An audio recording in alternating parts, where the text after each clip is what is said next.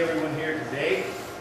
And if you are visiting with us, we encourage you to hang around for a little while right after services and give us a chance to meet you. This evening, we're going to come back together again at 5 p.m.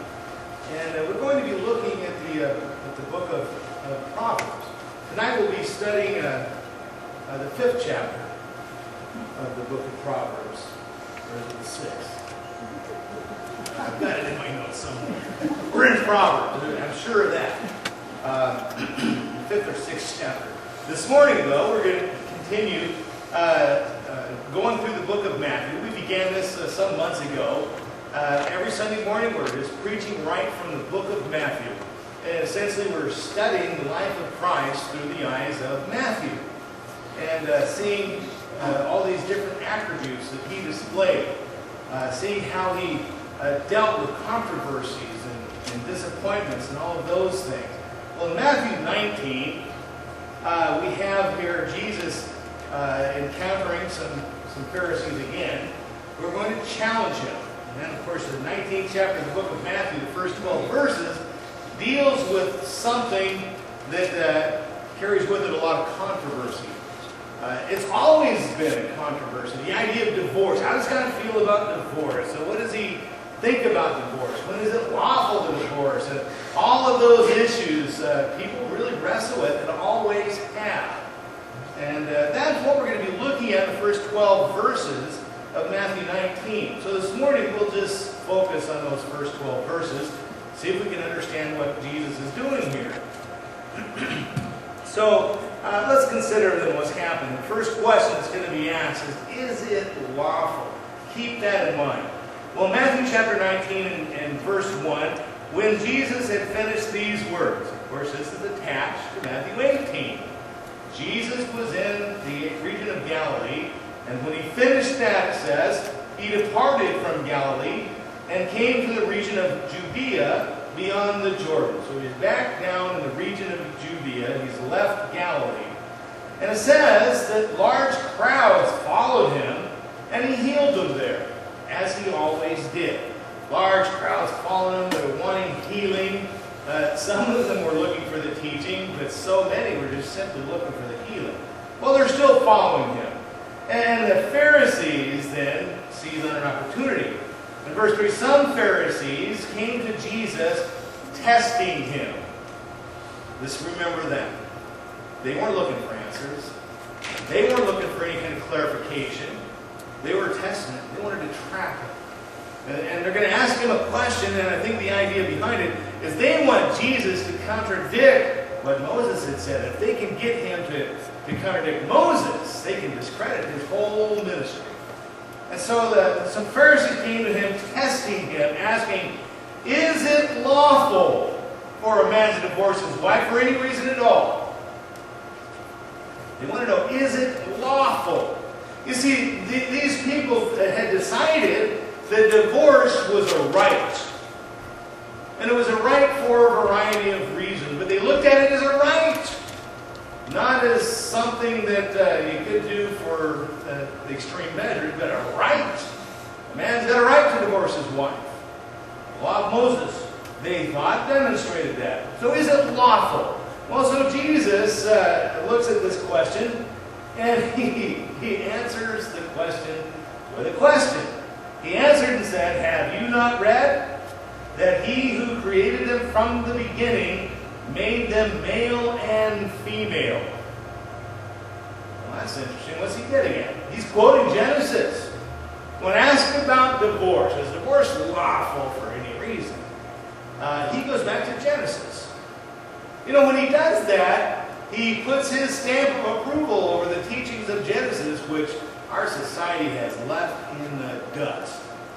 And it's creating a lot of problems all across our society, across the world.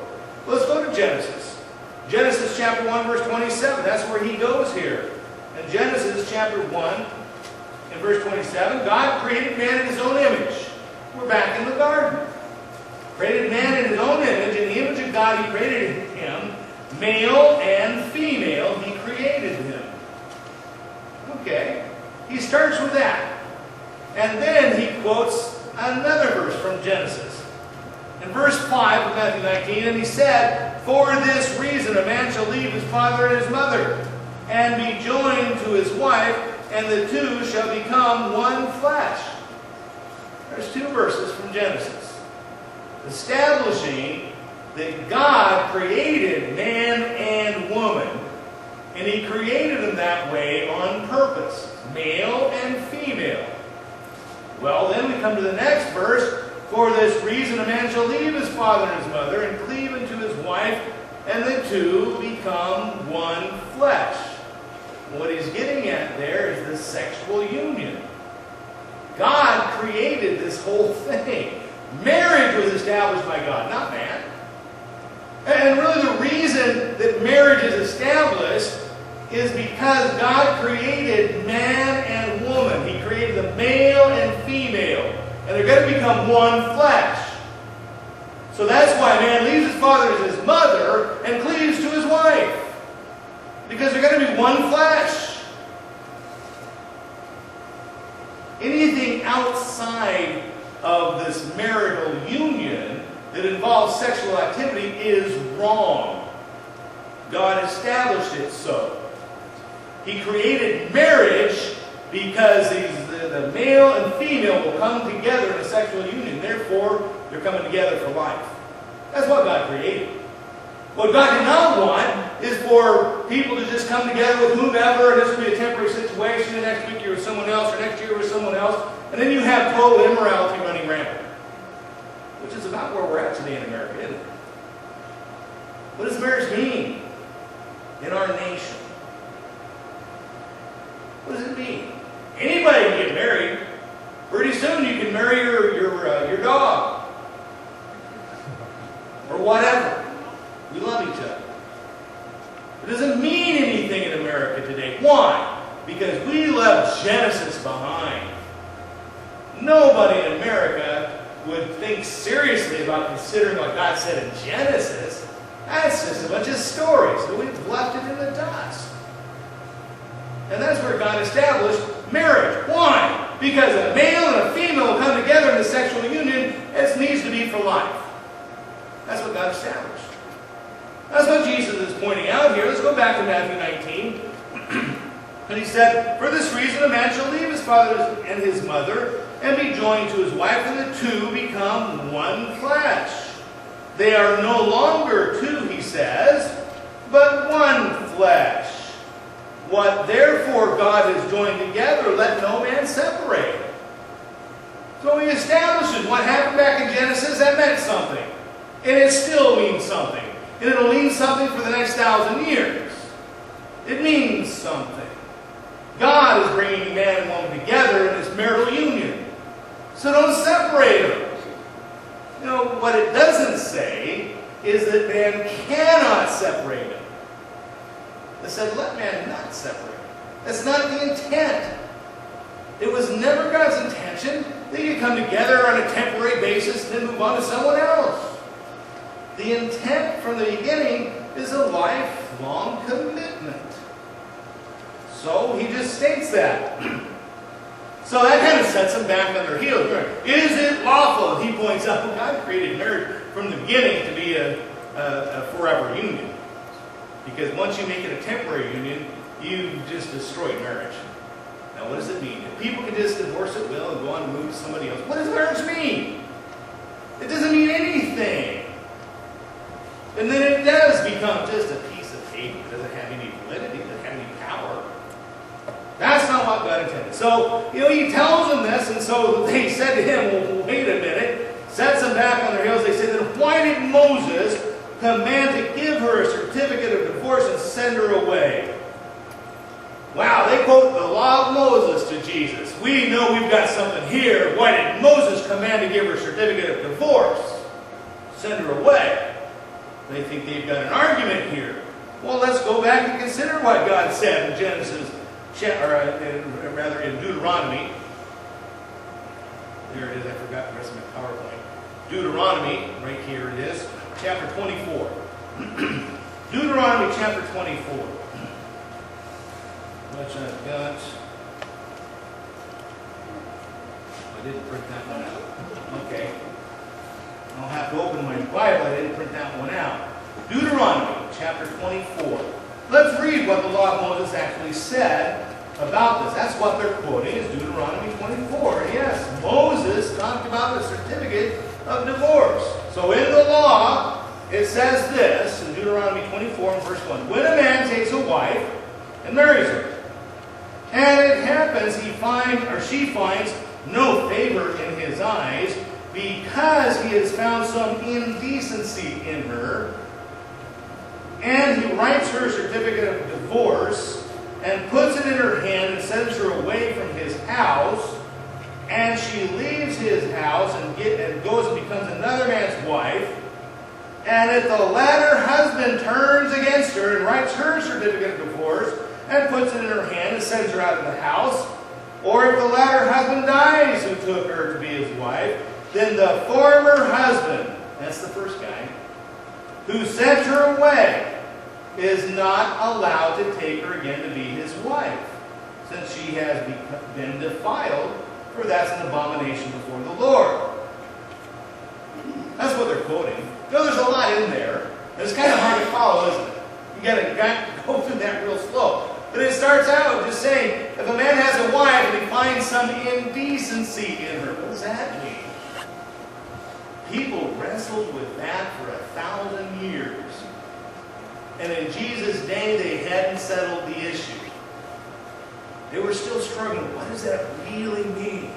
And there were several schools of thought on it. And so they think they've got something to trip them up. Well, let's look at it. If they find some indecency, whatever that means, what is this teaching? Is this giving the right to divorce? Well, let's think about this. And it says, we find some indecency and gives her a certificate of divorce.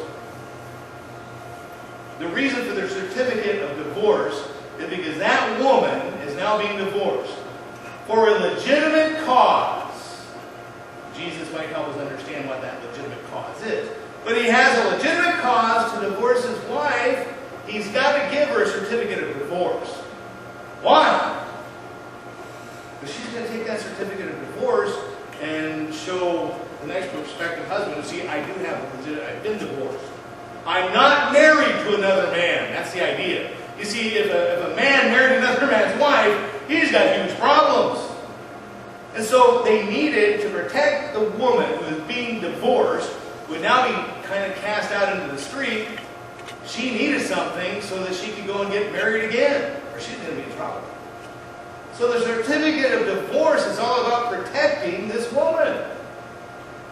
But the basis for the divorce was some indecency. And so Jesus might help us understand what the indecency is all about. So, and what it establishes here, this is also very interesting. If the husband, who has found some indecency in her, divorces her, gives her the certificate, she takes that, presents it to her next prospective husband, and he marries her, and then he divorces her and gives her a certificate of divorce, or he dies, the one thing she cannot do is go back to the first guy. Now this is the law of Moses, all right? These are part of the civil laws of the law of Moses that those Jews were supposed to live by. That's what Jesus is teaching when he was teaching Jews. He was teaching them what the law of Moses meant. So let's bear that in mind. Jesus is not going to be contradicting Moses, and he's not going to be presenting new teaching that supersedes Moses. He's just going to explain it here in a way that's fairly easy to understand. Although there's still a lot of controversy about it. But let's look what he says here. Now that we've looked at what Deuteronomy actually said, I think we can come away from Deuteronomy understanding, well, God never commanded divorce. He never made it lawful. He put a provision in there that something that breaks the marriage covenant happens. Then yes, you can divorce your wife, but you better give her a certificate of divorce so that she can go and get married again. That's what the law said. They looked at it though as, I have a right to divorce. Because how many guys are going to be able to live with one woman their whole life? That would be considered burdensome. I need to switch up here every once in a while, or my life is going to become too difficult. And so they looked at it as a right. And they used the law of Moses to cover their own evil, really. And so Jesus answers their question. They ask, well, why did Moses command to give her a certificate of divorce and send her away? Well, he said to them, because of your hardness of heart, Moses permitted you to divorce your wives.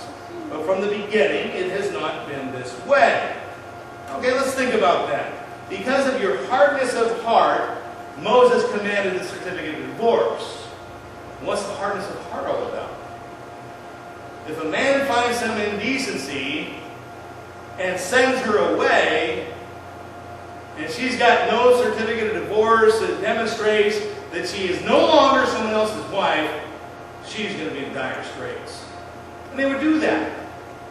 And that's a hard-hearted man that kicks his wife into the street and doesn't care anymore. You're on your own. She's going to have a hard time. So because of your hardness of heart, God said, give her a certificate of divorce. This did not give them the right to just divorce at will, or for any old reason they chose. Remember, still, according to Deuteronomy 24, there's some indecency. So he points out, well, why did Moses say that? Well, because of your hardness of heart. Moses permitted you to divorce your wives, but it wasn't that way from the beginning. Back in the garden, divorce wasn't even in the picture. It wasn't addressed until later when this marriage covenant was going to get destroyed. Two people come together in a marriage covenant. Either party can violate the covenant of that marriage and essentially destroy the whole covenant. That wasn't addressed in Genesis. Just the foundation of marriage. It's meant to be for life. That means something. And so then he clarifies for these folks, and he says in verse 9, I say to you. Now remember, he's not negating the law of Moses. He's explaining some things to them. This is what was meant. I say to you, whoever divorces his wife except for, my translation says immorality, literally it's fornication. Let's think about that for a minute. What is fornication? It's a pretty broad umbrella. That's any kind of sexual activity that is not within a marriage. It includes adultery. It includes sex before marriage.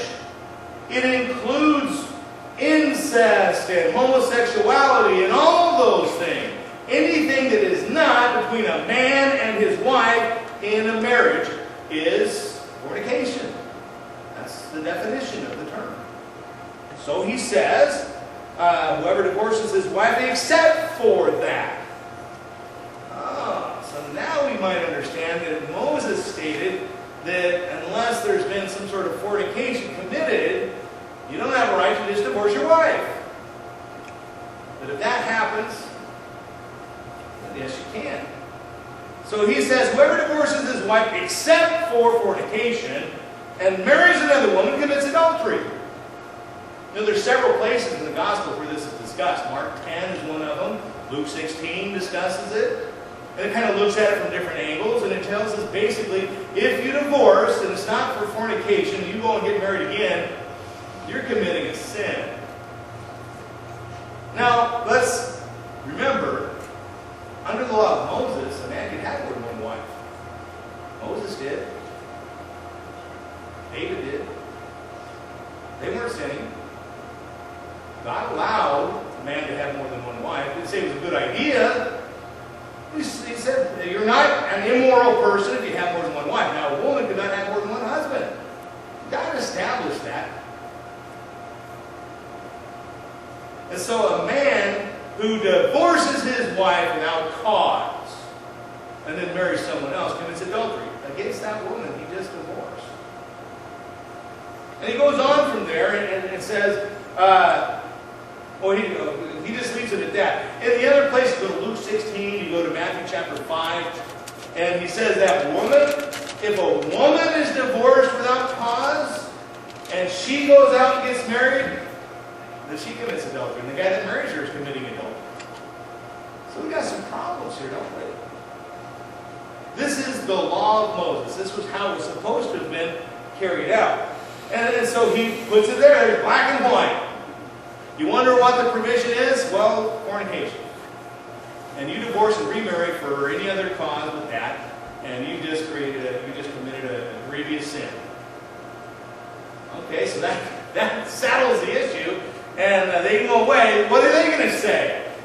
They can't come back at him with anything for that. He just clarified it. No, it's not for any reason, and it's certainly not lawful just to divorce and remarry. You know, anytime there's a marriage that collapses, I think we all understand there's plenty of sin to go around, isn't there? Usually that's the case. The idea of having a lawful divorce, usually both parties have done quite a bit of damage by the time the marriage is totally dissolved. We might want to keep that in mind. But he settles the issue there. And yet it's not settled in the minds of the disciples. They hear this and their minds are spinning, going, wow, that's pretty hardcore. And they say to him, in verse 10, if the relationship of the man and his wife is like this, it's better not to marry. I mean, is that restrictive? If you marry a woman and you have to stay with her for life unless there's fornication involved, man, that's pretty hard to bear. How can you do that? It'd be better just not to get married. What they're saying is it'd be better to just be celibate. Because remember, the basis of marriage is the sexual union. Well, it'd be better to not be married. In other words, it'd be better just to remain celibate. Well, it could be, but what does Jesus say? He said in verse 11, not all men can accept this statement. What statement? That it's better to remain celibate. It's better to never get married. Well, not all men can accept this statement, but only those to whom it has been given. Given to do what? Remain unmarried, remain celibate. There's some people that have been given that ability. And then he says in verse 12, for there are eunuchs. You know what a eunuch is? Someone that's not going to be married and not someone that's going to be celibate because there's something in them that doesn't work or stop working or something of that nature. They're a eunuch. For there are eunuchs who were born that way from their mother's womb. In other words, there's some men who were born and they don't have this sexual desire, so they don't need to get married. Fine. They can stay unmarried. No problem. There's no command to get married. You can remain celibate if that's what you want to do. You don't have to get married in the eyes of God.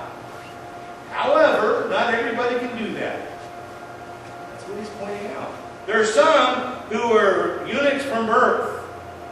And there are eunuchs who were made eunuchs by men. Kings would do this. They would make the guy a eunuch. They'd make several men to be eunuchs and put them in charge of their harems or whatever. And then they're not distracted and they're not tempted. They're made a eunuch for a purpose. And then there's another group. There are also eunuchs who made themselves eunuchs for the sake of the kingdom of heaven. This is where a man had the option to perform some sort of surgery on himself or have it performed so that he becomes a eunuch for the sake of the kingdom. And might say, well, you know, I don't want to be bothered with marriage. I don't want to be distracted by those things. I want to commit my life to the Word of God or whatever. You can do that, but if you weren't born a eunuch, you'll have to make yourself one. Because if you try to force something that wasn't given you to do, the wheels will fall off of that. And I think we can see that very plainly with certain people who are told you can never marry. You've got to remain celibate for life. And then we read all kinds of accounts of where children are being molested and all kinds of things going on behind the scenes because a man is being commanded to be celibate who was not given the ability to be celibate. It causes problems. God didn't give you that gift. You're not going to be able to be successful in being celibate. You will fail. I want you to consider something that Paul said in 1 Corinthians, okay, there it is, better to be celibate. But there's only 3 ways, we just talked about that. But I want you to consider 1 Corinthians chapter 7. The first 3 verses of 1 Corinthians chapter 7. Here's something that Paul said, and it sounds just like what Jesus is saying here. Now, Paul, talking to the church in Corinth, said, now concerning the things about which he wrote, it's good for a man not to touch a woman. He's talking about the sexual union. Well, if you want to remain celibate, that's good. Yeah, you don't have to get married, nor do you have to remain celibate. However, there are other things that come into play with this. In verse 2, but because of immorality, in other words, fornication, that's what the word really is. But because of fornication, each man is to have his own wife. And each woman is to have her own husband. And there it is again. The basis of marriage is that this man and woman are going to come together in a sexual union. Therefore, there needs to be the marriage. And anything outside of that marriage union is wrong in the eyes of God. It's always wrong. There's never an excuse for it. And your only guard against getting involved in fornication is marriage. That's it. Just marriage. And so because of that, it says in verse 3, the husband must fulfill his duty to his wife, and likewise the wife to her husband. There's responsibility for those in the marriage. Because the marriage is to prevent fornication, then both parties have a responsibility in there. The wife does not have authority over her own body, but the husband does. And likewise, the husband does not have authority over his own body, but the wife does. In other words, you can't have too many headaches. You can't have too many excuses. You can't be too tired too many times. Because you're putting your spouse in a very dangerous position. Because the whole purpose for coming together in this marriage is to prevent fornication. And if you've got sexual desire, that sexual desire will be fulfilled somehow. And if your spouse is not providing, then you're going to be driven in a certain direction. You'll end up in sin. Your spouse has a responsibility toward that. So he says in verse 5, stop depriving one another, except for agreement for a time, so that you can devote yourself to prayer and come together again. So if there is a lapse in this union, it's by agreement. And only for a time. So that Satan will not tempt you because of your lack of self-control. Not everybody has it in that department. But this I say by way of concession, not a command. He's not commanding marriage, nor is he commanding celibacy. It all depends on whether you're able or not. Yet I wish all men were even as myself. Paul was never married. He wishes all men were like him. But, he says, each man has his own gift from God. One in this manner and one in that. So you see, what Jesus is saying back in Matthew is simply that. Yeah, maybe it would be better if a guy didn't ever get married. Maybe your life would be a little simpler. However, not everybody has that option. Because of the basis of marriage. And the power of the sexual desire. God gave you one way to deal with that desire. And that's marriage. And don't forget how important it is. Don't forget how binding it is. Don't forget what God intended. That you come together in marriage and stay that way for life. And as soon as we start allowing divorce for whatever reason, divorce or marriage loses all its meaning. I think that's what we're seeing today, isn't it? It's lost its meaning. Now we're talking about men marrying men, women marrying women, and pretty soon people will be marrying animals, and then who knows where it's ended up. Maybe we have a group marriage, 5 guys and 5 women. It's a group marriage. Why not? You see, we've gone away from Genesis. We've thrown out the meaning of marriage. Where will it end? Who knows? God established marriage. And Jesus puts his endorsement on that in Matthew 19. Clarifies, no, you can't divorce your wife for any reason. God intended it to be for life. Well, he finishes out with these statements about eunuchs. And he said there's some that have made themselves eunuchs for the sake of the kingdom. And he finishes by saying, who is able to accept this, let him accept it. Oh, if you can be a eunuch, or if you want to make yourself a eunuch, fine, you can do that. If not, you can get married. And if you do get married, stay that way. Stay that way. That's what God intended. We'll consider the rest of what Jesus said in Matthew chapter 19 here in a couple of weeks. But for this week, I want us to go home and think about that. Marriage is for life. No, it doesn't always work out. Sometimes a marriage relationship does get broken. Sometimes this fornication comes into play. Sometimes people do get divorced. But it's not what God intended. God intended for us to come together as man and wife forever.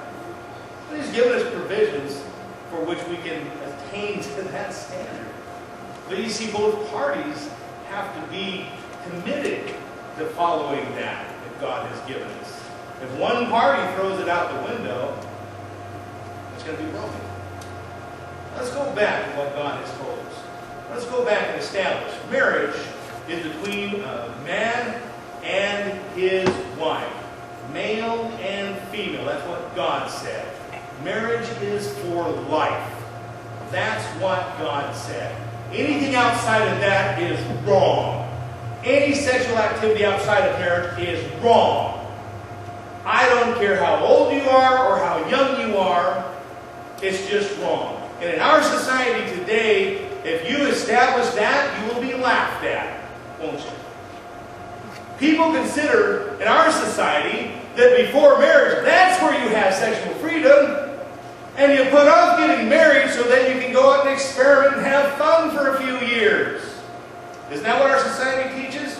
Isn't that what is promoted on television shows every day? Isn't that what's sung about on the radio every day? Isn't that what our young people are hearing pumped into their minds every day? Isn't that what you see in the magazines you open up and peruse? Sure is. What are our young people learning? Marriage. That's going to get put off until they've had some fun for a while. No, it's not. No, it is not. Don't forget this. God established it to be this way. And if you violate that, if you have sex outside of the marital realm, not only is it a sin, it's damaging. You will do damage. Emotionally, psychologically, and a very good chance physically. It's just that simple. We're seeing the fruit of all that in our society today. Let's get back to the Bible. Let's get back to Genesis. Let's get back to what God established. If we live our lives by God's plans, our lives will go so much better. Don't be influenced by our society. If there's one in our audience that realizes that you've gotten off